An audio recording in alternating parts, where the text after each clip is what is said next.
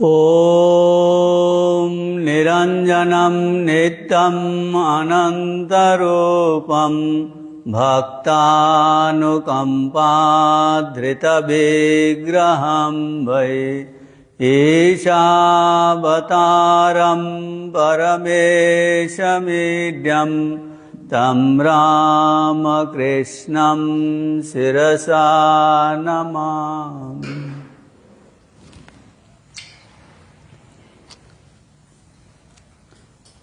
তো আজ শুভ দিন,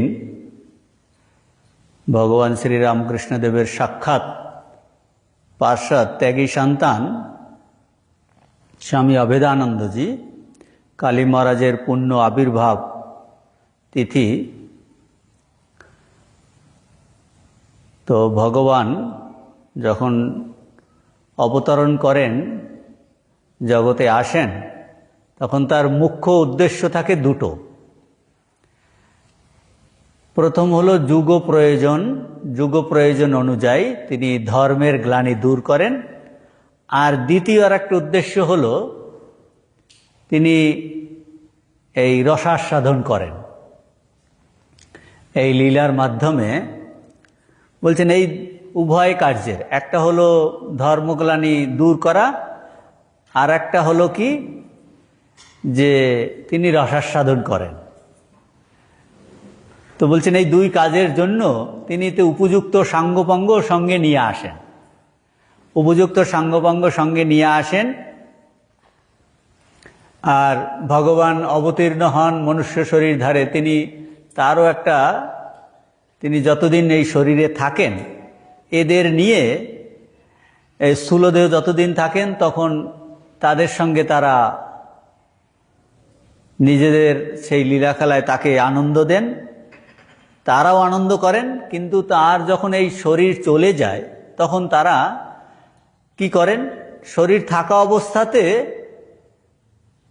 তার সঙ্গে থেকে তারা এই নূতন একটা রাজ্যের সন্ধান পান।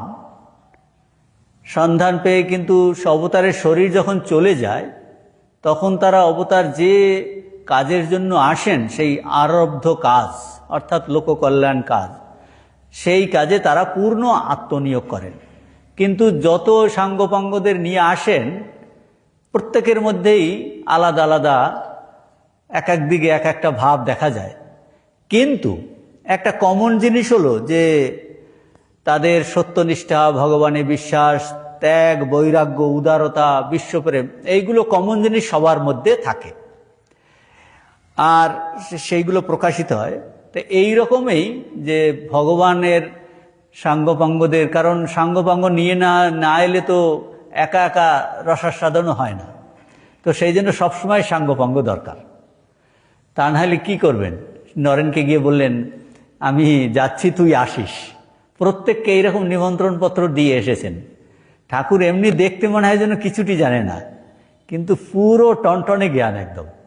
আসার আগে সব ঠিকঠাক করে এসেছেন, সব ঠিকঠাক করে এসেছেন। হ্যাঁ, আর এবার বিভিন্ন জায়গা থেকে একদম সিলেক্ট করে করে নিয়ে এসেছেন। যত অবতার আছে প্রত্যেকের থেকে রিপ্রেজেন্টেটিভ নিয়ে এসেছেন। হ্যাঁ, ঠাকুর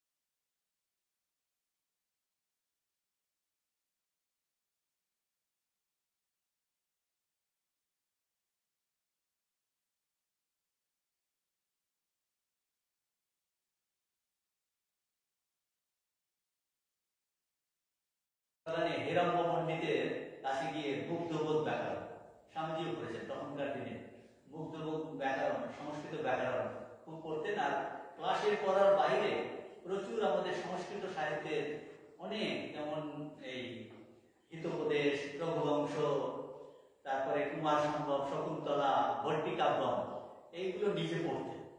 এই পরবর্তীকালে যখন ওরিয়েন্টাল সেমিনারিতে ভর্তি হয়েছেন, তার সংস্কৃতের প্রতি এর এত আগ্রহ, তখন হেডমাস্টার দেখে তাকে ছন্দ মঞ্জরি বলে একটা দিয়েছে। ছন্দ মঞ্জরি সংস্কৃতিতে বিভিন্ন ধরনের ছন্দ হয়, ছন্দ মঞ্জরি, তো সেটাকে তিনি তার খুব পড়েছেন। আর ছন্দ দিয়ে যত সংস্কৃতি আমাদের স্তোত্র আমাদের, তো বলছেন পরবর্তীকালে তিনি এত স্তোত্র লিখেছেন, ওই ছন্দ মঞ্জরির জ্ঞান তার এত হয়েছে। ছোটবেলা থেকেই সংস্কৃতির প্রতি তার আগ্রহ, অনেক এইরকম সুললিত সংস্কৃত স্তোত্র, ঠাকুরের যে দশাবতার স্তোত্র, আমরা যে ঠাকুরের ধ্যান মন্ত্র হৃদয় কমলের মধ্যে শ্রী রামকৃষ্ণ অবতার স্তোত্র কাহিনী আছে, তারপরে বিশুদ্ধ বিশ্বস্ব ধাতা, ওঙ্কার বেদ, এই সমস্ত স্তোত্র এই অভেদানন্দজি লিখেছেন, অভেদানন্দজি লিখেছেন। আর ভারতের ইতিহাস করে শঙ্করাচার্যের সম্পর্কে তিনি জানতে পারেন, শঙ্করের জীবনী পড়ে তার খুব আগ্রহ, এইরকম পণ্ডিত আর দার্শনিক হবেন। আর ছোটবেলায় তার ঘরে বাবার অনেক বইয়ের মধ্যে গীতা পেয়েছে, সঙ্গে সঙ্গে গীতা অধ্যয়ন করতে শুরু করেছে, গীতা অধ্যয়ন করতে শুরু করেছেন। তো তখনকার ছিল শশধর তত্ত্বচূড়ামণি, ঠাকুরের সঙ্গে দেখা হচ্ছে। তিনি কি করতেন, এই হিন্দু সনাতন ধর্মকে এই বৈজ্ঞানিক পদ্ধতিতে ব্যাখ্যা করার চেষ্টা করেন। আর এই লেকচার কলকাতায় যখন হচ্ছে, গিয়ে তিনি সমস্ত এই বক্তৃতা শুনতেন এবং তার কাছ থেকে যোগসূত্রের কথা শুনেছেন। যোগসূত্রের কথা শুনে তার যোগ শেখার খুব আগ্রহ। তো সেই তত্ত্বচূড়ামণি শশধর তার কাছে বললেন যে তুমি কালীবর বেদান্ত বাগীশের কাছে যাও, তাহলে তুমি এর অর্থ জানতে। তখন সে গেছে কালীপ্রসাদ গেছে কালীবর বেদান্ত বাগীশ, তো তার কাছে গিয়ে বলছে আমি যোগসূত্র শিখব। তো বলছে সে খুবই ব্যস্ত, তার সময় নেই। বলছে একটা হতে পার, খুব ইন্টারেস্টিং। বলে দুপুরবেলাতে আমার সেবক আমাকে তেল মাখায়, স্নান করার আগে তেল মাখায়, বলছে ওই সময়টা আমার ফাঁকা আছে 10-15 মিনিট, তুমি যদি তখন আসো তাহলে আমি যোগসূত্রের অর্থ তোমাকে বলে দেবো। শেখার এত আগ্রহ, বলছে আমি তার রাজি আছি। তো শেখার আগ্রহ থেকে রোজ ওই সময় যেত, যোগসূত্র করেছে এই কালীবর বেদান্ত বাগীশের কাছে। এর বই আছে আমাদের, উপনিষদের সমস্ত অর্থ খুব বিখ্যাত। তো তার কাছে গেছে এবং তার এই ছাত্রের আগ্রহ থেকে তাকে আরো অনেক শিখিয়েছে, শিব সংহিতাও তার কাছে পড়ে। তো যোগসূত্র করে জানতে পেরেছেন যে যোগ প্র্যাকটিস করতে হলে উপযুক্ত গুরুর দরকার, আন্ডারে এটা প্র্যাকটিস করতে হবে। এখন গুরু খুঁজছে, কোথায় গুরু পাওয়া যাবে। তো তার সহপাঠী যজ্ঞেশ্বর ভট্টাচার্যের কাছে শুনলো যে দক্ষিণেশ্বরের পরমহংসদেব বলে একজন আছেন, সে খুবই তার কাছে তার কোনো ভান্ডামি নেই, সে খুব বিশাল বড় যোগী পরমহংস, ও তার কাছে যাওয়ার আগ্রহ। এখন কি করে যাবে, আর দশ হয় না, একাই একদিন চলে গেছে দক্ষিণেশ্বরে গিয়ে সে অনেক দূর এগিয়ে গেছে, পরে আবার ফিরে এসে দুপুরবেলাতে উপস্থিত দক্ষিণেশ্বরে দেখেন উনি নেই, কলকাতাতে গেছেন। তো খুব নিরাশ হয়ে উত্তরের বারান্দাতে বসে আছে। তখন দেখছেন একজন যুবক এসেছে, সে যুবককে, সে হলো শশী রামকৃষ্ণ। তো সে আগে থাকতেই আসতো। তো দুজনে পরমহংসদেবের কথা কেটে অনেক কাল কেটেছে। আর কালীবাড়ির প্রসাদ এনে দুজনে ঠাকুরের কথা বলে ঠাকুর ফিরেছেন রাত 9টার সময়। রামলাল দাদা, লাটু মহারাজ, তো 9টার সময় ঠাকুর ফিরেছেন। ঠাকুর এসে ছোট ঘাটিতে বসেছেন। তখন রামলাল দাদা শশী মহারাজের কাছে এই ছেলেটির কথা শুনছে। সে তখন ভিতরে গিয়ে তাকে প্রণাম করলেন।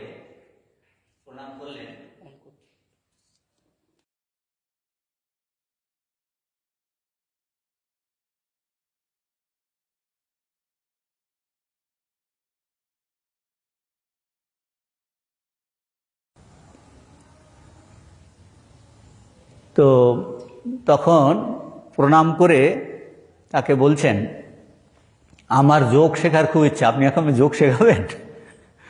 যোগ শেখাবেন? তো ঠাকুর একটু মৌন থেকে তাকে উত্তর দিয়েছেন, তোমার এই অল্প বয়সেই যোগ শেখার ইচ্ছা, এ তো খুব ভালো লক্ষণ। তুমি আগে পূর্বজন্মে যোগী ছিলে, কিন্তু একটু বাকি ছিল, একটু বাকি ছিল। এই তোমার শেষ জন্ম, আমি তোমাকে যোগ শিক্ষা দেব। তো আজকে তো না, কালকে তুমি এসো। কালকে মানে ও রাতে ওখানেই ছিল। এখন উপযুক্ত গুরু পেয়েছে, প্রচণ্ডভাবে তার এত আগ্রহ, রাতে আর ঘুম আসে না।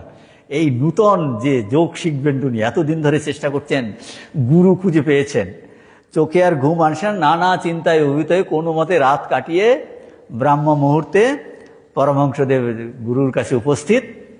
তো ঠাকুর তার সঙ্গে কথা বলে জানলেন যে এন্ট্রান্স ক্লাসে পড়ে আর যোগশাস্ত্রের সঙ্গে তার পরিচয় আছে। আগে তো যোগশাস্ত্র পড়া হয়ে গেছে কালীবার বেদান্ত বাগীশের কাছে।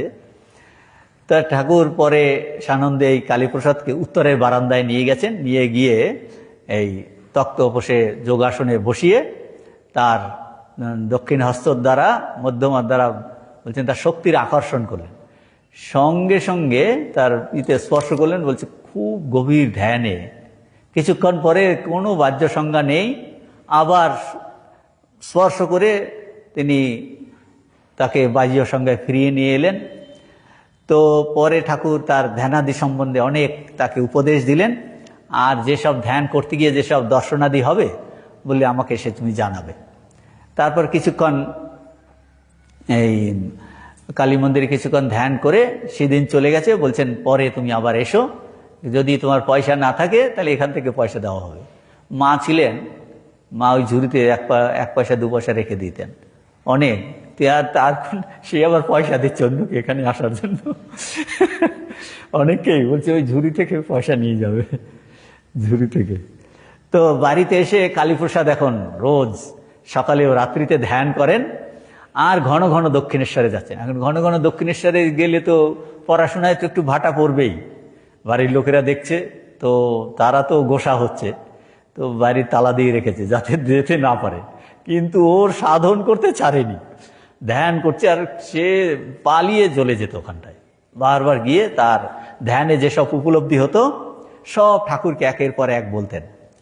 ঠাকুর তাকে যখন যেত, তার গলায় হাত দিয়ে ঝাউতলাতে কখন যেত, আর গভীর উচ্চ তত্ত্ব তাকে বলতেন। তা ধ্যানে তার এত বিচিত্র দর্শন, এর দুই একটা খুবই ইন্টারেস্টিং। এইরকম একদিন বলছেন, একদিন বাড়িতে ধ্যান করতে বসে যেন ঈশ্বরের সর্বদর্শী, কথা আছে ঈশ্বরের চক্ষুটা কিরকম, বলছে তিনি সর্বদর্শী চক্ষু, সবাইকে যেন দেখতে পান। আমরা এই আসমানের সময় বলি ওম তৎ বিষ্ণু পরমম পদম সদা পশ্যন্তি সূরয় দিবিব চক্ষুরাততম। বলছে চক্ষুটা কিরকম, চক্ষু আততম, সর্বত্র বিস্তৃত চক্ষু। বলছে এইরকম তিনি সর্বদর্শী দুটি চক্ষু দেখছেন, একদম যেন সে সর্বগ্রাসী, সব কিছু দেখছে ভগবান। ভগবান সব কিছু দেখছে, এইটাই মন্ত্রেতে এইরকম বলেছেন, দিবিব চক্ষুরাততম। বলছেন এইরকম রোজ ভোরে আর ঘুমানোর আগে গভীর ধ্যানে নানা দেব দেবী দিব্য মূর্তির তার দর্শন হতো। তার মধ্যে একটা বিশেষ দর্শন, এইরকম গভীর একদিন ধ্যানস্থ দেখেন তার যেন আত্মা পাখি শরীর ছেড়ে একের পরে যেন অনন্তের দিকে ছুটছে, আর একের পর এক দৃশ্য দেখছে। এই পাখির মতো তিনি যেন অনন্তের দিকে ছুটে চলেছেন, আর বলছেন নানা বিচিত্র দৃশ্য দেখছে, বিচিত্র দৃশ্য দেখছে। দেখতে দেখতে বলছেন অপূর্ব দৃশ্য একটা অত্যন্ত সুশোভিত প্রাসাদে গিয়ে উপস্থিত হয়েছে। তাই প্রাসাদের মধ্যে প্রবেশ করে দেখছেন বিভিন্ন ধর্মের বিভিন্ন প্রতীক আর বিভিন্ন ভাবের মূর্তিগুলো পরপর আছে। সেইটা দেখতে দেখতে তিনি পাশের আর একটা ঘরে প্রবেশ করেছেন। পাশের আর একটা ঘরে প্রবেশ করে দেখছেন চতুর্দিকে অনেক বেদী, বেদীতে বিভিন্ন ধর্মের অনেক দেবদেবীর মূর্তি, সমস্ত ধর্মের প্রবর্তক। সেখানে আছে দশাবতার, সেখানে আছে শ্রীকৃষ্ণ, রামচন্দ্র, বুদ্ধ, যীশুখ্রিস্ট, চৈতন্যদেব, এইরকম সমস্ত প্রবর্তকদের পরপর। আর মাঝখানে দেখেন ভগবান শ্রী রামকৃষ্ণদেব। এখন হলেন হঠাৎ দেখছেন সেই ঠাকুরের জ্যোতির্ময় জন্য বিরাট আকার ধারণ করছে। আর ওই বেদিতে যে বিভিন্ন দেব দেবী দশাবতার আর যত মূর্তি, তারা একের পর এক এসে ওই শ্রী রামকৃষ্ণ এই মূর্তিতে সব, বিরাট মূর্তিতে সব মিলিয়ে যাচ্ছে একের পরে এক। হ্যাঁ, বিরাট মূর্তিতে সব দেবদেবী আধিকারিক অবতাররা বলছেন সব ঠাই জ্যোতির্ময় শ্রী বিরাট রূপী শ্রী রামকৃষ্ণের মধ্যে একের পরে এক শ্রীকৃষ্ণ, যীশুকৃষ্ণ, নানক, চৈতন্য, মহাপ্রভু, মোহাম্মদ পর্যন্ত, হ্যাঁ, জরাথুষ্ট্র, সমস্ত ধর্ম সম্প্রদায়ের যারা প্রবর্তক, বলছেন আপন আপন আসন ত্যাগ করে, বেদিতে বসে দিলে আসন ত্যাগ করে এসে পরমহংসদেবের এই বিরাট শরীরে প্রবেশ করতে লাগলেন। ঠাকুরের কাছে এই দর্শন অনুভূতির কথা বলেন, ঠাকুর তখন এটা শুনে বলেন, তোর বৈকুণ্ঠ দর্শন হয়েছে। বৈকুণ্ঠ দর্শন হয়েছে, বৈকুণ্ঠ দর্শন হয়েছে, তুই দেবদেবী দর্শনের চরম সীমায় পৌঁছেছিস। এখন থেকে তুই অরূপের ঘরে গেলি, তখন আর দেবদেবীর দর্শন হবে না। এই আশ্চর্য জিনিস লীলা প্রসঙ্গের আলোচনা আছে। বলছে ঠিক ওর পরে যত চেষ্টা করতো আর দেবদেবীর দর্শন হতো না। ওই ঠাকুর বলে দিয়েছেন তোর মানে দেবদেবী দর্শনের চরম সীমাতে সে পৌঁছে গেছে। এখন বলছে রূপ থেকে তুই অরূপে প্রবেশ করলি। তো নিরাকারের ঘরে উঠলি, বাস্তবে কি তারপরে তার আর দেবদেবীর দর্শন হতো না।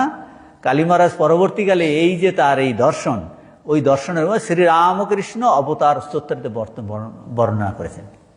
ওইটাই শুরু হয়েছে, হৃদয় কমল মধ্যে রাজিতম নির্বিকল্পম সদা সদা কিল ভেদাতীতমেকস্বরূপম প্রকৃতি বিকৃতি শূন্যম নিত্যমানন্দমূর্তিম বিমল পরমহংসম রামকৃষ্ণম ভজাম। তো এই বলছেন যে পরে বলছে সমস্ত যেন অবতারগুলো শ্রী রামকৃষ্ণেরই, তারই সব ওই একের পরে এক তিনি শ্রীরাম ওই সব রূপে এসেছেন, সব রূপে এসেছেন। এই শ্রী রামকৃষ্ণ অবতার স্তোত্রতে বর্ণনা করেছেন। তো এর দ্বারা এই কেন মহাপুরুষদের জীবনীতে অবতারের সঙ্গে তার বলছে তোর বৈকুণ্ঠ দর্শন, আমরা বৈকুণ্ঠের কথা শুনেছি, স্বয়ং ভগবান এসে বলছে তার মানে এরকম আছে, এরকম দর্শন হয়। এই জিনিসগুলো যে আমাদের শাস্ত্রেতে লেখা আছে, দেবদেবী আছে, এটা এই জন্য বলছে এইগুলো কেন চর্চা করতে বলে, দেবদেবী আছে বই কি, তাদের সঙ্গে কথা বলা যায় বই কি। আমাদের সুবোধানন্দজি বলছে এই অনেক শুনছি দেবদেবীর কথাই আছে, বলছে এই তোতে আমাতে মিলে যেমন কথা হচ্ছে, বলছে এইরকম করে কথা হয়, এইরকম কথা আছে বই কি, আছে বই কি। তো ঠাকুরের গলরোগ হয়ে 1885 খ্রিস্টাব্দের প্রথম দিকে এই গলরোগ ধরা পড়ে। তো গলায় ব্যথা হচ্ছিল, তখন গোলাপ মা একদিন এইরকম কালী দক্ষিণেশ্বরে আছে, গোলাপ মা বলছেন এই দুর্গাচরণ বলে একজন ডাক্তার আছে কলকাতাতে, তাকে দেখালে সে ভালো ডাক্তার, সে নিশ্চয়ই কিছু ভালো ব্যবস্থা করবে। ঠাকুর বালকের মতো যে যা ভাবে বলে, বলছে আচ্ছা ঠিক আছে। পরের দিন লাটু, কালী আর গোলাপ মা তাকে নিয়ে যাচ্ছে নৌকায় করে কলকাতাতে গিয়ে দুর্গাচরণ তার ব্যবস্থা দিয়ে লিখে দিয়েছে। ফেরার সময়তে আহিরিটোলা থেকে নৌকা উঠেছে, দক্ষিণেশ্বরে আসবে। দক্ষিণেশ্বরে আসে এখন তো প্রায় দুপ্রহর বেলা, ঠাকুরের প্রচণ্ড খিদে পেয়েছে। তো প্রামাণিক ঘাট, তো সেখানে নৌকা থামিয়ে, তো গোলাপ মার কাছে 1 পয়সা ছিল, 1 পয়সা দিয়ে সেই ছানার মুড়ি মুরকি কিনে এনেছে ঠোঙ্গায় করে। তো ঠাকুর ফটাফট সব মুড়ি মুরকিগুলো খেয়ে ফেলেছে। খেয়ে গঙ্গা জলে হাত ধুয়ে খেয়ে ঢেকুর তুলছে। জানতেন যে কালী, লাটু, গোলাপমা সবাই ক্ষুধার্ত, ওরাও কিছু খায়নি, কিন্তু ঠাকুর তাদের খেতে দেননি কিছু। কিন্তু ওই যে খেয়ে ঢেকুর তুলেছে, ও সবার পেট ভরে গেছে। তখন কালী মহারাজ পরে বলছেন যে পরের দিকে ঠাকুর মিসকি হাসছে, একে অপর দিকে ওদের পেট ভরে গেছে, মিসকি হাসছে ঠাকুর। তো পরবর্তীকালে পরে কালী মহারাজ বলছে যে শ্রীকৃষ্ণের যে বিচিত্র লীলা না, তস্মিন তুষ্টে জগৎ প্রীণিতে জগৎ প্রীণিতাম, তস্মিন তুষ্টে জগৎ তুষ্টম। বলছে ভগবান যদি তুষ্ট হন তাহলে জগৎ তুষ্ট হয়, তিনি যদি প্রীত হন তাহলে জগৎ প্রীত হয়। মনে আছে কিনা মহাভারতের কাহিনী, ওই যে দুর্যোধন পাঠিয়েছে দুর্বাসাকে অনেক শিষ্য সামন্ত দিয়ে, ওদের তো কিছু নাই, ভাবছে ও তো দুর্বাসার সাপ দিলে সব হয়ে যাবে। তারপরে তো সে গিয়ে উপস্থিত হয়েছে, এদের মধ্যে এদের খাওয়া দাওয়া সব শেষ, তো করবে বিপদে মধুসূদনকে ডাকছে। এসে মধুসূদন কি করছে, বলছে আমাকে খেতে দাও। ও তো 60,000 শিষ্য নিয়ে স্নান করতে গেছে, খেতে আসবে। ইতিমধ্যে ভগবান এসে বলছে বলছে তুমি আবার খেতে চাইছো? বলছে কিচ্ছু খাবার নেই। বলে আছে আছে, দেখো তোমার হাড়িতে কোথাও একটু এক কণা ভাত, একটু কোনো শাকের কণা কিছু নেই? বলছে হ্যাঁ নিশ্চয়ই, সেটা তো কানায় কানায় লেগে আছে। ওইটা খেয়ে জল খেয়ে ঢেকুর তুলেছে, ওদিকে ওদের সব পেট ভরে গেছে। সেইটা বলছে শ্রীকৃষ্ণের বিচিত্র লীলা।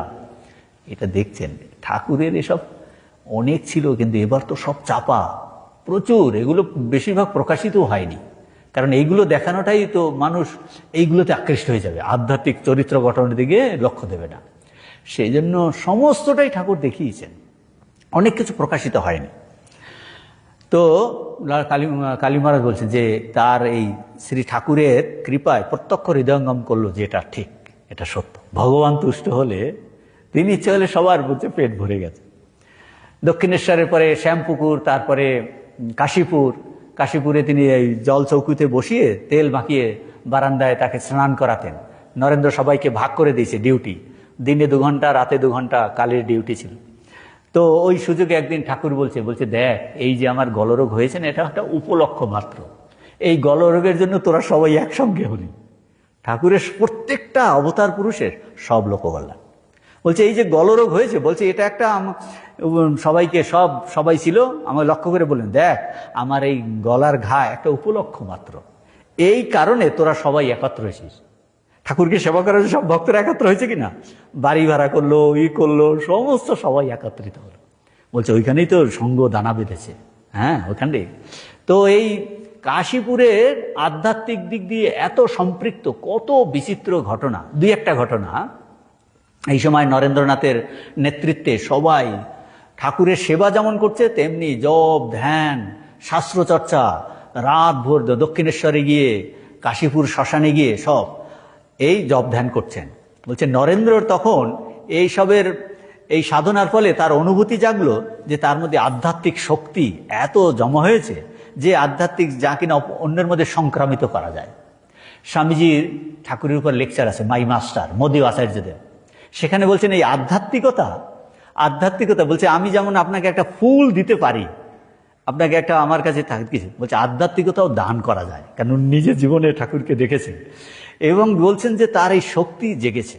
তো এইরকম বিশেষ করে সেই শিবরাত্রির দিনে প্রথম প্রহারের পূজার পরে তিনি মনে করলেন তার মধ্যে ট্রিমেন্ডাস একটা শক্তির জাগরণ হয়েছে। তিনি সঙ্গে সঙ্গে নরেন্দ্র এটা পরীক্ষা করতে চাইলেন। কালী পাশে ছিল, বলছে তুই আমাকে স্পর্শ করলে, বলছে কিরকম, কিছুক্ষণ পরে কিরকম, বলছে যেমন ব্যাটারিকে স্পর্শ করলে ভিতরে একটা যাচ্ছে, কিরকম থাকা যায় না, তো বলে সেই রকম অনুভব হলো। এই নরেনকে অনুভব করে তারপরে দেখা গেল কালী এত গভীর ধ্যানে মগ্ন, ঘাড় গ্রীবা একদম আড়ষ্ট, শরীর আড়ষ্ট, এইরকম ধ্যান আর সে কোনোদিন করেনি। বলছে এটা কাকে কেন হয়েছে? ওই নরেন্দ্রকে স্পর্শ করে। এদিকে কালী 3 প্রহরের পূজা শেষ, ঠাকুর উপরে, পূজা শেষের পরে বলছে নরেনকে ডাক। বলছে কিরে, না জমতেই খরচা করছিস? ঠাকুর ওখানে বসে সব, নরেন একদম নির্বাক, নিচে কি ঘটেছে ঠাকুর সব জানেন ওখানে বসে। বলছে না জমতে নামতেই খরচ।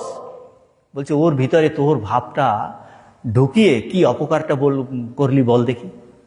নরেন্দ্রের ভাব তার অদ্বৈত বেদান্তের ভাব, সেটা কার মধ্যে ঢুকেছে? কালীর মধ্যে ঢুকেছে। বলছে কি ওর কি খারাপটাই করলি?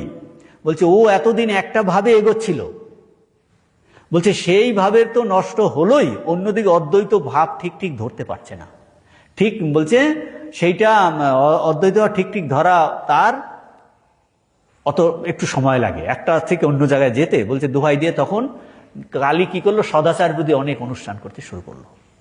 এই আধ্যাত্মিক জীবনে যে কত সূক্ষ্ম জিনিস আছে, এই অবতার পুরুষ এসে এগুলো সব আমরা দেখতে পাচ্ছি। এটাকে বলে ইম্পোজিশন মানে অধ্যাহার, একটা মানে আমার ভাব আপনার মধ্যে ঢুকিয়ে দেওয়া। আপনি নেওয়ার উপযুক্ত নন, কেউ নেওয়ার উপযুক্ত নয়, জোর করে ঢুকে, এটাকে বলে ইম্পোজিশন, অধ্যাহার। বলছে সে নেওয়ার উপযুক্ত নয়, তাকে দিয়ে দিয়েছে, তাতে কি হয়েছে? বলছে ওর মধ্যে প্রচন্ড একটা কমোশন সৃষ্টি হয়েছে ওর ভাব। আর একটা কি, দুটো জিনিস, ইমিটেশন। আমারটা ভালো না, আমি অন্যকে ইমিটেট করবো। স্বামীজি যেমন পাগড়ি পরা এরকম অন্যকে ইমিটেট করতো, বাইরের জিনিস ইধারের জিনিস। দুটো জিনিস আছে, একটা হলো ইমিটেশন আর একটা হলো ইম্পোজিশন। ইম্পোজিশন হলো অধ্যাহার। এক্ষেত্রে নরেন্দ্র কি করলো, ওর ভাবটা কালীর মধ্যে গেছে। এ খুব সূক্ষ্ম জিনিস এগুলো। ঠাকুর কি করতেন, প্রত্যেকে তার ভাব অনুযায়ী শিক্ষা দিতেন।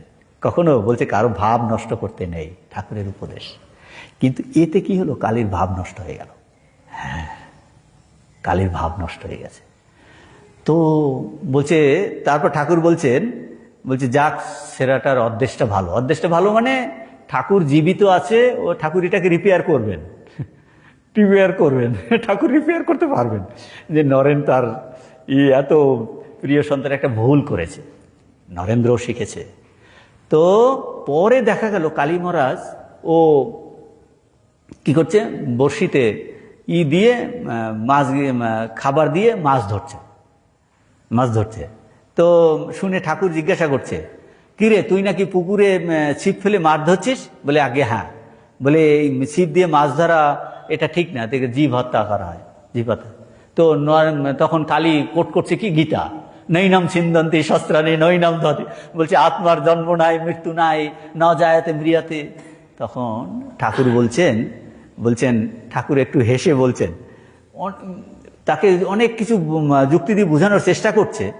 বলছেন দেখ, ঠিক জ্ঞান হলে তার বেতালে কখনো পা পড়ে না। আমি তোকে যা বললাম, আমি তো মনে করি তুই একদম বুদ্ধিমান, তুই এটা ধ্যান করলে উপলব্ধি কর। ঠাকুরের কথা শুনে এই যে ও একটা ভুল করছে নাকি, ও এটাকে সাপোর্ট করছে নিজেকে, না আমি ঠিকই করেছি, কারণ আত্মার তো জন্ম মৃত্যু নাই, না হন্যতে হন্য মানে শরীরে অস্ত্রের দ্বারা তাকে। তখন ধ্যান করে উপলব্ধি করলো, না ঠাকুর যেটা বলেছে সেটাই ঠিক, আমার এটা করা ভুল। তখন ঠাকুরের কাছে গিয়ে স্বীকার করলো যে আমার এটা ভুল হয়েছে, আমি এটা আর করবো না।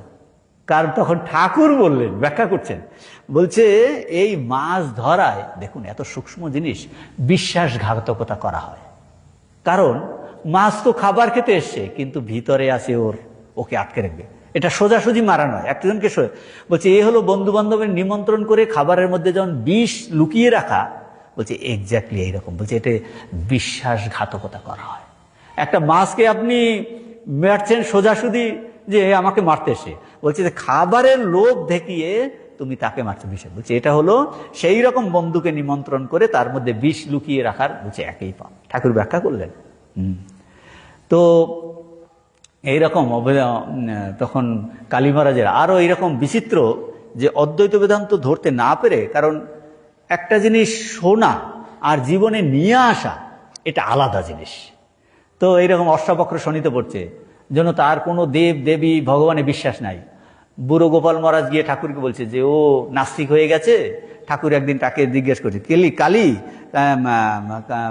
তুই নাকি নাস্তিক হয়েছিস? কালী তো নির্বাক, তো শুনলো যে তার কোনো দেব দেবীতে কোনো কিছুতে ঈশ্বরে বিশ্বাস নাই, লোকাচারে বিশ্বাস নাই, শাস্ত্রতে বিশ্বাস নাই, এইরকম একটা অবস্থা এসেছে। তখন ঠাকুর বলছে, ঠাকুর বিরক্ত হননি, নির্ভীক উত্তর শুনে বলছে একদিন তুই সব মানবি, তুই একঘেয়ে হসনি, আমি একঘেয়ে ভালোবাসি না। ওরকম একটা অবস্থা আছে, কিন্তু ঠাকুর বলছেন আমি একঘেয়ে ভালোবাসি না। তো পরে তার এই অবস্থা কেটে উঠেছে, যে এইরকম একদিন ঠাকুরের কাছে বসে আছে, তখন তার অনুভূতির জন্য, তো ঠাকুর তার কথা বলছেন বাইরে একজনে, তখন কাশীপুরে, বলছে দেখ বাইরে একজন ঘাসের উপর হাঁটছে। তখন বলছে দেখো ওকে ঘাসের উপর হাঁটতে বারণ কর, আমার বুকে লাগছে। মানে কে কাশীপুরে বাইরে ঘাসের উপর হাঁটছে, বলছে ঠাকুরের বুকে লাগছে, বলছে আমার ওকে হাঁটতে বারণ কর। তখন উনি বুঝলেন যে কারণ সে হলো যেন আমার বুকের উপর হাঁটছে। কালী সেদিন প্রকৃত বেদান্ত অনুভূতি যে কি, তার হৃদয় এত হবে যে জগতের দুঃখ কষ্ট যেন তার নিজের দুঃখ কষ্ট। ওই যে মাঝিরা মারামারি করছিল, এক মাঝি অন্যকে পিঠে চড় দিয়েছে, ঠাকুরের পিঠে সেই চরের দাগ হৃদয় দেখেছে। তো এই বুঝলেন যে সত্যি সত্যি বেদান্তের অনুভূতি কি রকম হয়। একদিন এইরকম সুযোগে কালী ঠাকুরকে ধরে বললো যে অদ্বৈত সে তার ব্রহ্মজ্ঞান চাই। বলছে হবে তোর ঠিক সত্যি সত্যি তার এই জ্ঞান একদিন হলো এবং তার সেই নাস্তিকতার ভাব দূরে গেল। কারীর তখন তীব্র বৈরাগ্য, তার বাবা এসেছে, মা অত্যন্ত কান্নাকাটি করছে, তা বলছে আমি, ঠাকুর তাকে বলছে তুই, আমি পারমিশন দিচ্ছি বাড়িতে গিয়ে থাক কিছুদিন। ঠাকুরের কথা রাখার জন্য বাড়িতে গেছে, কিন্তু অল্পক্ষণের মধ্যেই মনে হলো যে এই বিজাতীয় আবহাওয়ায় সে বাড়িতে দম বন্ধ হয়ে আসছে, ছুটে ছুটে চলে আসছে কাশীপুরে। বলে কি রে, তুই বাড়ি যাসনি? তখন বললো না, গিয়েছিলাম কিন্তু আমার দম বন্ধ হয়ে যাচ্ছে। বলছে হ্যাঁ হ্যাঁ নিশ্চয়ই, বেশ করেছিস, এখানে শান্তি পাবি ওই কি। তো কালীর তো তার যোগ শেখার তো খুবই ইচ্ছা ছিল, ঠাকুরের কাছে শিখেছে, যেখানে আরো ভালো জিনিস পায় তার শেখার খুবই। তখন শুনেছে গয়াতে বরাবর পাহাড়ে একজন হঠযোগী আছে, ওর শেখার শুনে চলে গেছে বরাবর পাহাড়ে। তো গিয়ে কোনো মতে তার কাছে গিয়ে উপস্থিত হয়েছে, কৌশলে গিয়ে উপস্থিত গিয়ে দেখে সে তারা এই ভালো কিছু নয়, বলছেন অঘোরপন্থী, যোগ সম্বন্ধে বিশেষ জ্ঞান নাই, কৌশলে জল আনার ভান করে সেই পাহাড় থেকে নেমে দৌড়ে দৌড়ে ওখান থেকে পালিয়ে এসেছে, কাশীপুরে ফিরে এসেছে, ঠাকুরের কাছে বলছে। ঠাকুর তখন তাকে বলছে যত বড় সাধু বা সিদ্ধযোগী যে যেখানে আছে, বলছে আমি সব জানি, সব জানি। বলছে 4 ফুট ঘুরে আয়, কিন্তু এখানে বলছে নিজের বুক দেখিয়ে, এখানে যা দেখছিস এমনটি আর কোথাও পাবি না, 4 ফুট ঘুরে আয়, কোথাও পাবি না। তারপর মাস্তুলের পাখির দৃষ্টান্ত দিয়েছেন, যে মাস্তুলের পাখি, ওই যে মাস্তুলে বসেছিল, জাহাজটা সমুদ্রের মধ্যে গেছে, তারপর হঠাৎ করে সে পূর্ব দিকে কিছুক্ষণ গেল, দেখে কোনো কুল নাই, আবার ফিরে এলো, পশ্চিম দিকে গেল, আবার ফিরে এলো মাস্তুলে, উত্তরে গেল, দক্ষিণে গেল, কোথাও। বলছে এইরকম মানে কি, চতুর্দিকে গিয়ে দেখলো আর কোথাও আশ্রয় নাই। এই উদাহরণ দিয়ে ঠাকুর বলেছেন যে বিভিন্ন সময়ের সঙ্গে যদি কম্পেয়ার না করা যায় তাহলে মাহাত্ম্য ঠিক বোঝা যায় না, যে মাহাত্ম্য ঠিক বোঝা যায় না। তো পরে আমাদের যত শিষ্যরা যত ঘুরেছেন, বলছে তার আর জুরি নাই, শ্রী রামকৃষ্ণের জুরি নাই। স্বামীজি লিখেছেন চিঠিতে, আমি আর কোনো মিয়ার কাছে যাইব না, শ্রী রামকৃষ্ণের জুরি নাই। তো ঠাকুরের এই মর্তলীলা সমাপনের পরে বৃন্দাবনে গিয়ে ভিক্ষাবৃত্তি অবলম্বন করে বৃন্দাবন পরিক্রমা, 21 দিন ধরে বৃন্দাবন পরিক্রমা করেছেন। তারপরে তিনি এই বরানগর মঠে ফিরে এসেছেন। তার একটা ঘর ছিল, সে ঘরের নাম হলো কালী তপস্বীর ঘর। তো সে এই সময় তার প্রচণ্ড ত্যাগ, বৈরাগ্য, তপস্যাপূর্ণ জীবন। তো সবসময় নিরামিষ আহার করতেন, জুতো পরতেন না, কোনো নিমন্ত্রণে যেতেন না, আর ঘরে বসে এই অধ্যাত্ম শাস্ত্র পড়তেন, গীতা উপনিষদের এক একটা মন্ত্র ধরে ধ্যান করে তার অর্থ বার করার চেষ্টা করতেন। তো এই সময় অনেক স্তোত্র লিখেছেন এই বরানগর মঠে বসে, হ্যাঁ, ঠাকুরের উপর আর মায়ের উপর। তো মায়ের উপর স্তোত্র একদিন মাকে নিলাম, মা তখন কোথায়, নীলাম্বার বাবুর বাগান বাড়িতে, ওটা ভাড়া বাড়ি, সেখানে গিয়ে মায়ের স্তোত্র করে এই প্রকৃতিম পরমাম অভয়াম বরদাম, এই স্তোত্র মাকে শুনিয়েছে। মা শুনে বলছেন, অত্যন্ত আনন্দ প্রকাশ করে তাকে আশীর্বাদ করেছেন, তোমার মুখে সরস্বতী বসুক। তো ওখানে বরানগর মঠেই সন্ন্যাস নিয়ে তার নাম হয়, স্বামীজি নাম দিয়েছেন অভেদানন্দ। সন্ন্যাস গ্রহণের পরে তার আর অদ্ভুতানন্দজির সঙ্গে অনেক তীর্থ ভ্রমণ করেছেন। তো রামচন্দ্র দত্ত ঠাকুরের গৃহী শিষ্য ছিলেন, তার বাড়িতে একদিন গেছেন। রামচন্দ্র দত্ত বলছেন, ঠাকুরকে যারা দেখেছে আর কিছু তো এই শাস্ত্রপাঠ জপ ধ্যান ঠাকুরকে দেখেছে, তার একটা ভিউ। তখন অভেদানন্দজি, কালী মহারাজ বলছেন, না, ঠাকুরকে ধরে আমাদের জপ ধ্যান তো করতেই হবে, আর শাস্ত্র চর্চা, বিভিন্ন মতের সঙ্গে পরিচিত হতেই হবে বই কি। তুমুল ঝগড়া। তো বলছেন এইরকম, তাকে ভক্তমহলে অনেক গঞ্জনা, কারণ রামচন্দ্রের ক্ষেত্রে তো ঠাকুরকে পুরো বুঝতে পারেননি, যে বলছেন যে ঠাকুরকে বোঝায় একমাত্র নরেনেই বুঝেছে, যে তিনি শুধু কয়েকজনের জন্য আসেননি, সমস্ত পৃথিবীর জন্য এসেছেন, এই নরেন বুঝতে পেরেছে। তো এরপরে তিনি এই তীর্থ ভ্রমণে বেরিয়েছেন ঋষিকেশে, বিভিন্ন জায়গাতে। তো তখনকার কৈলাস আশ্রম ধনরাজগিরি, তার কাছে তিনি শাস্ত্র পড়েছেন, ধনরাজগিরির কাছে। তো সেখানটায় স্বামীজির প্রথম শিষ্য সদানন্দজি, তো সেখানে তার খুবই এই অসুস্থ হয়েছিলেন, তারা সেবা করেছেন, শরৎ মহারাজ সেবা করেছেন। তো সদানন্দজির সঙ্গে চলে গেছেন এলাহাবাদে একটা জায়গা হলো ঝুসিতে তখন স্বামীজিও গিয়েছিলেন, সেখানে তীব্র তপস্যা করেছেন। সুন্দর একটি ঘটনা এই ঝুসিতে, এলাহাবাদে। তো এইরকম প্রায় তখন বর্ষাকাল, প্রতিদিন এই এই ঝড় বৃষ্টি হচ্ছে। তো একদিন এইরকম সকাল থেকেই মুহুর্মুহু বৃষ্টিপাত হচ্ছে। তো তিনি যে গুহাতে থাকতেন পাশেই আর একজন নানকপন্থী সাধু ছিলেন। তো নানকপন্থী সাধু তাদের সদানন্দজি হল ঠাকুরের স্বামীজির প্রথম শিষ্য, আর এই কালী মহারাজ দুজন আছেন। আর নানকপন্থী সাধু এদের বলছেন যে আজ তাড়াতাড়ি ভিক্ষাতে যেতে হবে, তা নাহলে পরে আর ভিক্ষাতে যাওয়া যাবে না। তখন অভেদানন্দজি বলছে আজ আমরা ভিক্ষাতে বেরোবো না। বলছেন যে আজ ভিক্ষায় যাব না, অজগর বৃত্তি অবলম্বন করব। ভগবানের কৃপা আর ইচ্ছায় ভিক্ষা এখানে আসবে। এটা আছে অজগর বৃত্তি। অজগর নিজে খাবারের জন্য যাবে না, ওখানে এক জায়গায় বসে থাকবে, ও খাবার ওর কাছে আসবে। বড় বড় অজগর বলছে ওই অজগর বৃত্তি বলে, নিজের থেকে সে নড়বে না। তো বলছেন অজগর বৃত্তি করব। তো গুপ্ত মহারাজ বলছে, গুপ্ত মহারাজ সদানন্দজির নাম হলো গুপ্ত মহারাজ ঠিক বুঝতে পারছে না। নানকপন্থী সাধু ঘরে চলে গেছে। তো এরা দুজনে গঙ্গার পারে তখন একের পরে এক সেই শাস্ত্রচর্চা, জপ ধ্যান চলছে। বিকাল হয়ে গেছে। বিকাল হওয়ার সময় দেখেন এক ভদ্রলোক একটা ঝুড়িতে করে প্রচুর খাবার দাবার নিয়ে এসছেন।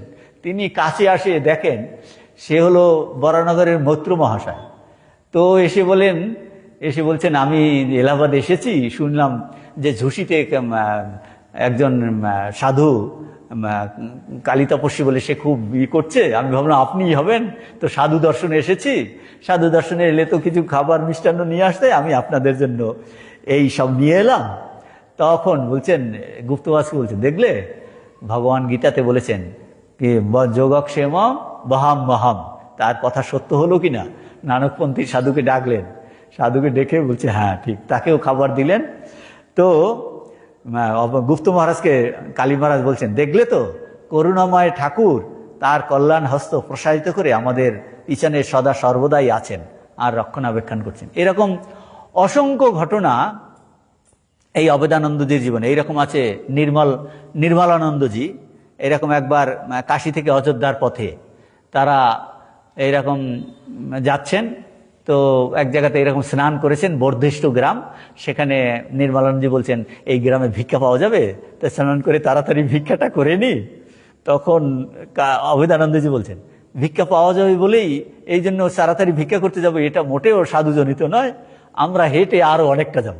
তখন সে বলছে 8 কিলোমিটারের মধ্যে আর কোনো গ্রাম নাই। বলছে চলো। তখন রোদ খুব, খালি পায়ে হেঁটে একদম তপ্ত হেঁটে গেছে। তারপর একটা শিব মন্দিরে গিয়ে, এদিকে নির্মল মহারাজ সে খুব গজগজ করছে, খাবার দাবার হয়নি, দুপুর পেরিয়ে গেছে, রাগে সে শুয়ে পড়েছে।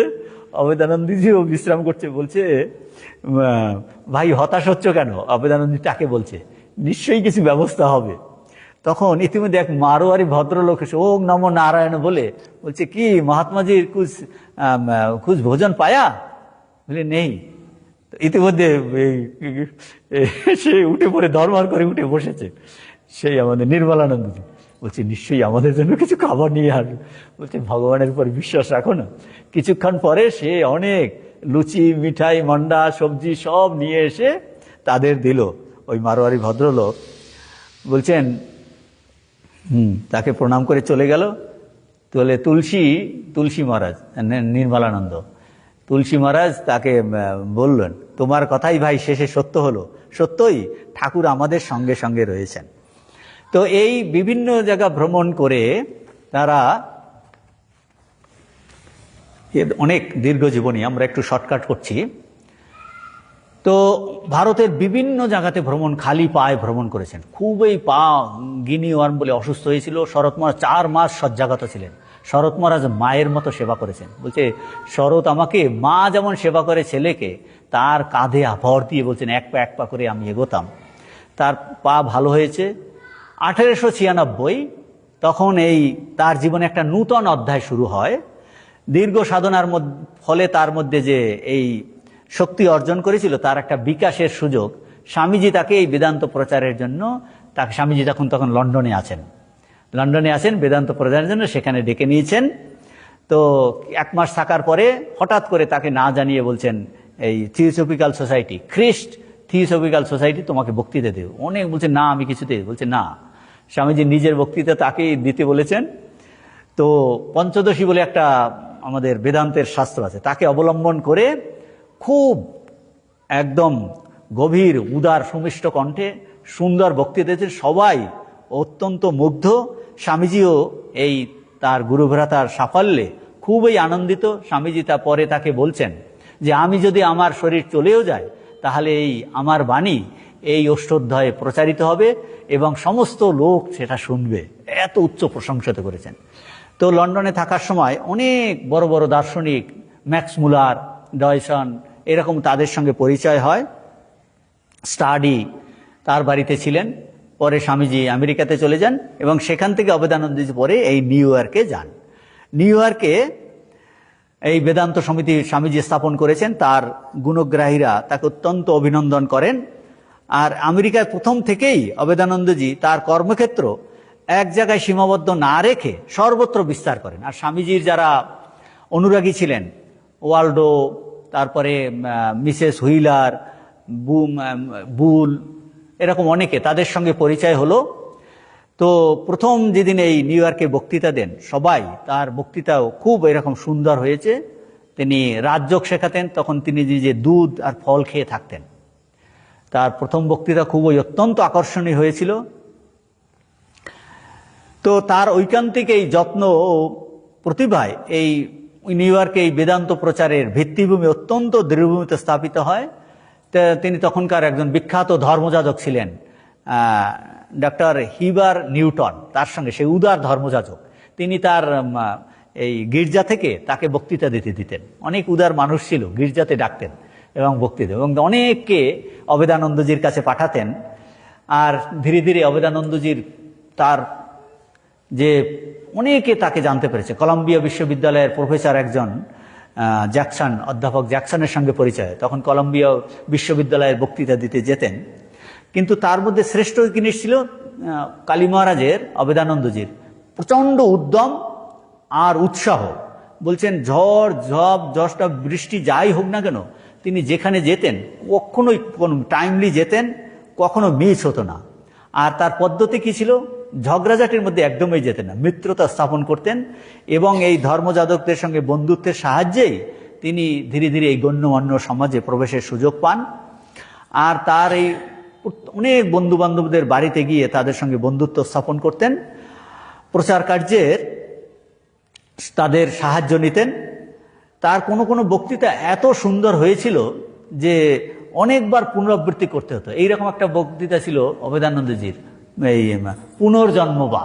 পুনর্জন্মবাদ সম্বন্ধে 3টি বক্তৃতা দিয়েছেন। সেটা খুবই চিত্তাকর্ষক হয়েছিল। তো একজন এইরকম শ্রোতা, তো সে তার ওর 2000 কপি ছাপিয়ে অবেদানন্দজিকে উপহার দেন। তো এই তার পুস্তকের প্রকাশের ভিত্তি হয়। তো অবেদানন্দজি কি করতেন যে তার বিষয়বস্তু দেখা যাচ্ছে, এত বিষয়বস্তু এত সুন্দরভাবে তিনি উপস্থাপন করতেন, এটা ছাড়া তার অপূর্ব দক্ষতা। আর ধীরে ধীরে শ্রোতাদের যে সংস্কারকে তিনি একদম নস্যাৎ করতে দিতেন। বলছে ধীরে ধীরে ধীরে ধীরে অযথা সংস্কারকে আঘাত না দিয়ে ধীরে ধীরে ধীরে ধীরে তিনি নিজেদের পথে নিয়ে আসতেন। কাজেই তারা দেখতো হঠাৎ করে তারা চির অভ্যস্ত তাদের যে সংস্কার ছিল সেগুলো থেকে ধীরে ধীরে তারা বেদান্তের এই অনুরাগী হয়ে উঠত। তো অবেদানন্দজির এইরকম তিনি, তার একটা অদ্ভুত প্রতিভা ছিল। তখনকার আমেরিকার একজন প্রখ্যাত প্রেসিডেন্ট আব্রাহাম লিঙ্কন, যিনি এই দাস প্রথা দূর করেন, তার জীবনের একটা ঘটনা অবেদানন্দজি খুব বলতেন। এইরকম লিঙ্কন একদিন শহরের রাজপথে তার এক বন্ধুর সঙ্গে বেড়াচ্ছে, তখন দেখেন একটা গুবরে পোকা চিত হয়ে পড়ে আছে, সে উল্টোনোর চেষ্টা করছে। তো সঙ্গে সঙ্গে আব্রাহাম লিঙ্কন কি করলেন, ওই গুবরে পোকাটাকে, তিনি চিত হয়েছিল, তিনি উপুর করে দিলেন। তো বন্ধু তাকে জিজ্ঞেস করলে তুমি কি করলে? বলে ওকে ওর নিজের পায়ে দাঁড়াতে আমি সাহায্য করলাম। ও চিত হয়েছিল তো, নিজের পায়ে দাঁড়াতে বললেন আমি বেচারাকে পায়ে ভর দিয়ে দাঁড়াতে সাহায্য করলাম। অবেদানন্দজি তার অদ্বৈত বেদান্ত বলছেন কি, অবেদানন্দজি এই যে বেদান্ত বলে সর্বহিতৈষিনী অদ্বৈত বেদান্ত প্রচার করে মানুষকে নিজের পায়ে দাঁড়াতে, অর্থাৎ আত্মবলে বলিয়ান হয়ে জীবন সমস্যার সমাধানের সূত্র দিয়েছেন। হ্যাঁ, বলছেন নিজের পায়ে আত্মনা বিন্দাতে বীরজাম, কিরণ উপনিষদে আছে বিদ্যয়া বিন্দাতে, বলছে আত্মনা বিন্দাতে বীর্যম বিদ্যয়া বিন্দাতে অমৃতম। বলছেন এই আত্মশক্তির দ্বারাই বলছেন মানুষ নিজের পায়ে দাঁড়াতে পারে এবং জীবন সমস্যার সমাধান করতে পারেন। নিউ ইয়র্কে এই বেদান্ত প্রচারের একটা উল্লেখযোগ্য দিক হলো বাচ্চাদের নিয়ে একটা ক্লাস করতেন তিনি। ওই হিতোপদেশ নিয়ে বিভিন্ন অংশ নিয়ে সিলেক্ট করে ভারতের কাহিনী একের পরে গল্প গুজব করতেন। এই ক্লাসটা নিতেন একদিন শনিবার বিকালে 1 ঘন্টা। এত চিত্তাকর্ষক হতো, দূর দূর থেকে অনেক বাচ্চারা হেঁটে হেঁটে আসতো। পরে তুরিয়ানন্দজি যখন গেছেন তাকে এই কাজে সাহায্য করতেন। দীর্ঘদিন এই প্রচার কার্য করে 9-10 প্রচার কার্য করার পরে 1906 সালে একবার ভারতে আসেন। বিপুল তাকে সম্বর্ধনা দেন কলম্বোতে। পুরীতে আসেন শশী মহারাজ, রাজা মহারাজ, শিবানন্দজি তার সঙ্গে দেখা হয়। পরে যখন তিনি ফিরে যান, স্বামী পরমানন্দ স্বামীজির শিষ্য ছিলেন, ছোট, তাকে বলা হয় বেবি, আমাদের নিবেদিতা বলতেন বেবি স্বামী, খুব কম বয়স। তাকে নিয়ে তিনি আমেরিকাতে গেলেন। বোধানন্দ স্বামীজির আর একজন শিষ্য, সে ওখানে তাকে সাহায্য করতেন। তো ওখানটায় এই বিদেশে তিনি ইন্দো আমেরিকান একটা ক্লাব করেছেন। সেখানে কি সমস্ত ভারতীয়র একসঙ্গে হতো, তাতে ভারতীয়দের সুবিধা হতো এবং আমেরিকানদের সঙ্গে তাদের যোগাযোগে এই দীর্ঘদিন আবার প্রচার কার্য করছে। সেই 1906 সালে ভারতবর্ষে এসেছেন, আরও অনেক বছর প্রচার কার্য করে 1921 সালে তিনি ভারতবর্ষে ফিরে আসছেন। সান ফ্রান্সিসকোতে 1 বছর বেদান্ত কার্য প্রচার করে 1921-এ তিনি আলটিমেটলি ভারতবর্ষে ফিরে আসেন। তো বেলুর মঠে তাকে এই বসবাসকালে তাকে কলকাতা বিশ্ববিদ্যালয়ের যে ছাত্রগণ ইউনিভার্সিটি ইনস্টিটিউট হলে অভিনন্দিত করে। পরের বছর সেখান থেকে তিনি যান জামশেদপুরে বক্তৃতা করতে এবং তারপরে শিবানন্দজির সঙ্গে যান পূর্ববঙ্গে। যে বিদেশ থেকে আসা, আমেরিকা থেকে সদ্য আগত বিদ্বান সন্ন্যাসী এই অভেদানন্দজির ঠাকুরের শিষ্য সবাই এত উৎসাহিত উদ্দীপিত তার বক্তৃতা উপদেশের দ্বারা মানুষের তিনি আধ্যাত্মিক এই ক্ষুধা মেটাতেন। কিন্তু তিনি ছিলেন পূর্ণ উদ্যমী প্রচারক। এখন বেলুর হলো একটা গ্রাম, বেলুর ছোট একটা গ্রাম, সেখানে যে এতদিন আমেরিকাতে শহরে ছিলেন, তো এখানে তার মতো মানুষ এত বছর বিচারে থাকার জন্য তাকে যেন পঙ্গু করে রাখা হচ্ছিল, মানে তিনি ফিল করছিলেন। আর তার এত বইপত্র, বেলুরে তখন তো খুবই অবস্থা, রাখারও জায়গা নেই আর প্রচারের সুযোগ নেই। তখন শিবানন্দজি আর শরৎ মহারাজের সঙ্গে আলোচনা করে ঠিক করলেন তিনি একটা কলকাতাতে বেদান্ত কেন্দ্র স্থাপন করবেন। তো প্রথম 2-3 জায়গাতে এই ভাড়া বাড়িতে এই কেন্দ্র শুরু হয়।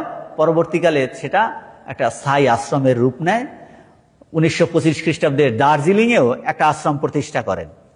1926-এ এই বেদান্ত সমিতির একটা মুখপত্র বিশ্ববাণী এখনো বেরোয়, বিশ্ববাণী বলে একটা পত্রিকা, বিশ্ববাণী পত্রিকা, যে তার পত্রিকা 1926 সাল থেকে বেরোতে শুরু করে। আর 1929 খ্রিস্টাব্দে এই রাজা রাজকৃষ্ণ স্ট্রিটে 1 খণ্ড জমি কেনে সেখানে একটা এই বেদান্ত সমিতির স্থায়ী বাড়ি নির্মাণ করেন। এই হওয়ার পরে অভেদানন্দজির আর যেন দৈনন্দিন কাজে আর তেমন মন নেই।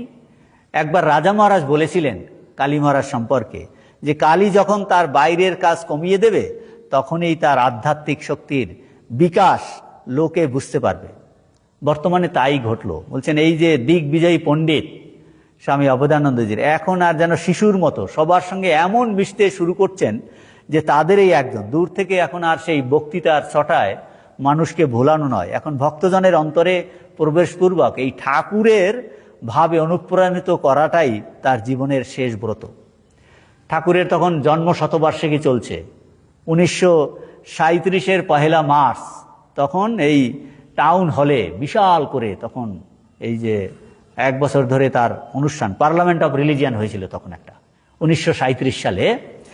তো সেদিন তখন অভেদানন্দ বলছে 2 বার বক্তৃতা দেন, লিখিত প্রবন্ধ পাঠ করেন। তো এই ইতিমধ্যে বেদান্ত সমিতির এই কার্য শেষ হয়ে আসছে। 2রা মার্চ ঠাকুরের তখন তিথি পুজোর দিনে কলকাতার আশ্রমে বিবেকানন্দ স্মৃতি ভবন প্রতিষ্ঠা করেন। তো জীবনের এই কর্ম সম্বন্ধে 1.5 বছর তিনি প্রায় শয্যাগতই ছিলেন, কিন্তু ইতিমধ্যে বেলুর মঠের প্রতিষ্ঠা, স্বামীজি যে বেলুর মঠ তখনও বেলুড় মঠের মন্দির।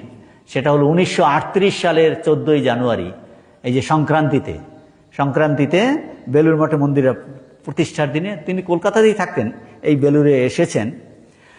বিজ্ঞানানন্দজি তখন করছেন যে পুতাস্ত্রী নিয়ে পুরনো মন্দির থেকে যে সেই আত্মারামের কৌটা নিয়ে আসছেন, আত্মারাম বেদিতে স্থাপন করেন। অভেদানন্দজি তখন দাঁড়িয়ে পাশে নিষ্বাদ দাঁড়িয়ে দেখছেন, তখন ওর সব স্তোত্র শুনছেন, সব সাধু ব্রহ্মচারী স্তোত্র করছে। কোন স্তোত্র? যে স্তোত্র স্বয়ং তিনি রচনা করেছেন। হ্যাঁ, ওঙ্কার বেদ্য পুরুষ পুরাণ ভক্তেশ সাক্ষী নিখিলস্য যন্ত। তো বলছেন এই বরানগরে তিনি সেই স্তোত্র রচনা করেছিলেন। এটাই ছিল তার বেলুড়ে তার শেষ পদার্পণ। 1939 খ্রিস্টাব্দে শ্রীরামকৃষ্ণের শুভ জন্মতিথিতে এই রামকৃষ্ণ বেদান্ত মঠকে দেবোত্তর সম্পত্তি করে তিনি স্বস্তির নিঃশ্বাস ফেলেন। তার জীবনের আর একটা অসমাপ্ত কার্য ছিল তার অপ্রকাশিত এই বক্তৃতাবলী একবার দেখে নেওয়া। রোজ তার এই বক্তৃতাবলী পাঠ হতো, তিনি সংশোধন করে দিতেন। তো তিনি শুনে মাঝে মাঝে এরকম সংশোধন করতেন। ঠাকুরের যোগী এই কালীপ্রসাদ এখন যেন তার কাছে যাওয়ার জন্য তিনি তৈরি হয়েছেন। এই সময় একজন শিষ্যকে বলছেন, এ শরীরটা ঠাকুরের, তার শরীর যেন ঠাকুরের এই সমাধি মন্দিরের কাছে দাহ করা হয়। মানে ঠাকুরের তো হয়েছে কাশীপুরে দাহ করা হয়েছে, তো ঠাকুরের পাশে আমাকে একটু জায়গা করে দিও। নন্দনোৎসবের পরদিন 8ই সেপ্টেম্বর 1939 খ্রিস্টাব্দে সকালে সমাধি যোগে কালী মহারাজের এই মহাপ্রয়াণ হয় এবং আমাদের কাছে রেখে গেলেন এক ত্যাগ তপস্যায় শাস্ত্রচর্চায় সমুজ্জ্বল এক মহাজীবন। কালী মহারাজ স্বামী অভেদানন্দজি বলছেন, আমি পৃথিবী ঘুরে এসেছি এক মায়ের নামে। আমার ধারণা ছিল যিনি জন্মাবার আগে আহার দিয়েছেন তিনি আমার খাবার শোবার বন্দোবস্ত করে রেখেছেন। এই বিশ্বাস বুকে বেঁধে সব জায়গা ঘুরে এসেছি, কোথাও এক পয়সা স্পর্শ করব না এই প্রতিজ্ঞা ছিল। আর নিজের জন্য কিছু চেয়ে খাবো না এই প্রতিজ্ঞা আমি সারা জীবন পালন করেছি। ঠাকুরের উপর নির্ভর করে থাকলে সব জুটে যায়, কোনো ভাবতে হয় না। তবে ঠিক ঠিক নির্ভরশীল হতে হবে, নতুবা হবে না। অভেদানন্দজি ছিলেন এই যোগী পুরুষ। তার যোগী পুরুষ মানে তার মন এত মনঃসংযম যোগী পুরুষের একদম এত বেশি। দুটি সুন্দর ঘটনা বলছেন যে ওই যে এলাহাবাদে ঝুঁসিতে যখন ছিলেন, বলছেন যে বসে ধ্যান করতে করতে ওই 10-11 ঘন্টা চলে যাবার পরে মনে হতো যে কয়েক মিনিট। বলছে ধ্যানে যখন আমরা যাই, যে আমাদের পাঠ হচ্ছিল যে মনঃসংযম করলে সময়ের জ্ঞান আর থাকে না, সময়ের জ্ঞান থাকে না। তখন হঠাৎ করে মনে হয় কোথা থেকে সময় চলে গেল। বলছে 10-11 ঘন্টা চলে যাবার পরে মনে হতো যেন 5 মিনিট মাত্র হলো। মন এত উঁচুতে উঠতো, সব সময় কোথা থেকে চলে যেত বুঝতে পারতাম না। আর একটা সুন্দর ঘটনা, তিনি লন্ডনে যখন ছিলেন এই রকম বেদান্তের বক্তৃতা দিচ্ছেন। তো বক্তৃতা দিচ্ছেন, বলছেন একদিন এই বক্তৃতা দিতে এত আমি তন্ময় হয়ে গেছি, বক্তৃতা যেখানে দিচ্ছেন তার পাশে রাস্তা দিয়ে ব্যান্ড বাজিয়ে একদল সৈন্য যাচ্ছিল। তো তিনি তো বক্তৃতা দিতে যাচ্ছেন, বক্তৃতার শেষে এক ভদ্রলোক এসে তাকে বলছেন যে মহারাজ, স্বামীজি আপনার কোনো অসুবিধা হয়নি? বলছে কেন? কেন, কি অসুবিধা হবে? বলছে তো রাস্তা দিয়ে তো একদল সেনাবাহিনী ব্যান্ড বাজিয়ে বাজিয়ে যাচ্ছিল। বলছে আমি তো কিছু শুনতে পাইনি। এইরকম মনের কনসেন্ট্রেশন ছিল অভেদানন্দজি, যোগী পুরুষ ছিলেন। তো বলছেন আমি তো কিছু জানি না, আমার জীবনে অনেকবার হয়েছে। তো ঠাকুরের এই বলছেন, হ্যাঁ তুমি আগে যোগী পুরুষ ছিলে, তোমার কিছু বাকি ছিল, এই তোমার শেষ জীবন, আমি তোমাকে যোগ শিক্ষা দেব। তো ঠাকুরের এই যোগী কালী মহারাজের এই জীবন, এই জীবনের দ্বারা আমরা কি পাচ্ছি? যেই বলছেন যে ঠাকুরের উপর নির্ভরতা সমস্ত কিছু থেকে। এই গীতাও ভগবান বলছেন, গীতাতেও এই সবকিছু সার হলো শরণাগতি, আর ঠাকুরের উপদেশের সার হলো এই শরণাগতি, যে সব ঠাকুরের উপর শরণাগতি, তার উপর নির্ভর। এই অভেদানন্দজির যে বাণী আমরা পাঠ করলাম যে ঠিক ঠিক নির্ভরশীল হতে হবে, তবে ঠাকুর তিনিই সব করবেন। এটাকেই বলছেন নিমিত্ত মাত্র ভব সব্যসাচীন। বলছে হে সব্যসাচীন, হে অর্জুন, তুমি মাত্র নিমিত্ত মাত্র হও, নিমিত্ত মাত্র। অর্থাৎ কিনা ঠাকুর যা বলছেন যে আমি যন্ত্র, তিনি যন্ত্রী, ঠাকুরের উপর সম্পূর্ণ নির্ভর। তো ঠাকুরের এই সাক্ষাৎ পার্শ্বদের জীবনে কি করে ভগবানের উপরে নির্ভর করে সমস্ত জীবন কত ধরনের তাদের বিপদের সম্মুখীন হয়েছে। বিপদ বলতে বিরুদ্ধবাদীরা, বিদেশে প্রচার করা এত সহজ নয়, যারা অত্যন্ত খ্রিস্টান অর্থোডক্স এবং ভারতীয় ভাবধারা জানে না, তার পিছনে অনেক লেগেছে। স্বামীজিকে তো অনেক, স্বামীজির পিছনে এত তাদের লেগেছিল। তাদের স্বামীজিকে তখন অবেদানন্দজি তখন কলকাতাতে ছিলেন, টাউন হলে 1894 একটা বিশাল মহতি সভা করেছেন, যে এত খেটেছে স্বামীজি, যে স্বামীজি ঠিক ঠিক ভারতীয় বেদান্ত প্রচার করেছেন, সেই লিখে ওখানে বিদেশে পাঠিয়েছিলেন। বলছে তাতে খুব কাজে দিয়েছে।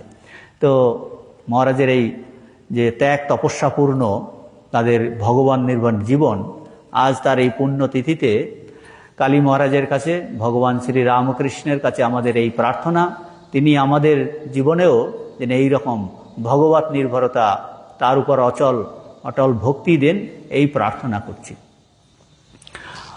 ওম